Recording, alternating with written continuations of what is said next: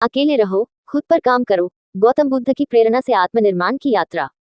प्रस्तावना। गौतम बुद्ध का जीवन उन लोगों के लिए प्रेरणा का स्रोत है जो अकेलापन महसूस करते हैं या अपनी जिंदगी में कुछ नया करना चाहते हैं। उनका संदेश हमें सिखाता है कि कैसे हम अकेलेपन को अपने आत्मनिर्माण के लिए एक अवसर में बदल सकते हैं।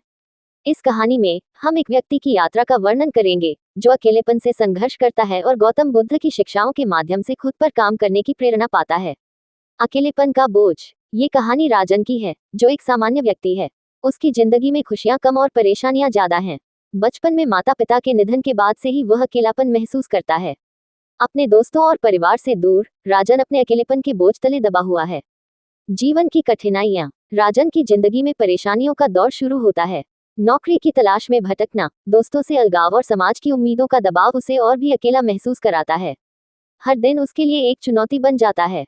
गौतम बुद्ध का संदेश। एक दिन राजन को गौतम बुद्ध के बारे में एक किताब मिलती है। उसे पढ़कर राजन को एहसास होता है कि अकेलापन कोई अभिशाप नहीं है, बल्कि एक अवसर है। गौतम बुद्ध की यह शिक्षा कि अकेले रहो और खुद पर काम करो, उसे अंदर से झकझोर देती है। स्व परिवर्तन की ओर पहला कदम। गौतम बुद्ध के संदेश से प्रेरित होकर राजन अपने जीवन में परिवर्तन लाने का निर्णय करता है। वह खुद के साथ समय बिताने का महत्व समझता है और अपने मानसिक और शारीरिक स्वास्थ्य पर ध्यान देना शुरू करता है। ध्यान और आत्म अन्वेषण। राजन ने ध्यान करना शुरू किया। शुरू में यह उसके लिए कठिन था, लेकिन धीरे धीरे उसने अपने मन की शांति को समझा और उसमें डूब गया।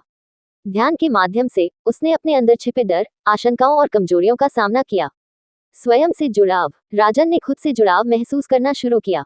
उसने समझा कि अकेलापन उसका दुश्मन नहीं, बल्कि उसका साथी है। उसने अपने भीतर की शक्ति को पहचानना शुरू किया और आत्मनिर्माण की ओर बढ़ा।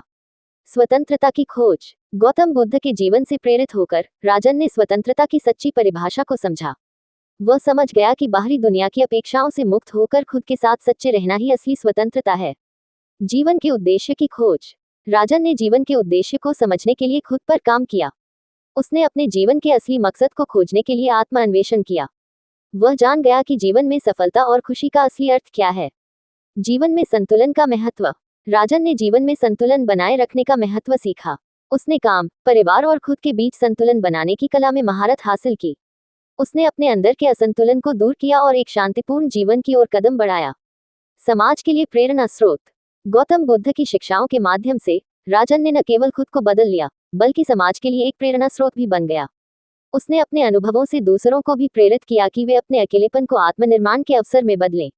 निष्कर्ष। इस कहानी का संदेश साफ है, अकेलापन एक अवसर है, एक साधन है खुद को बेहतर बनाने का।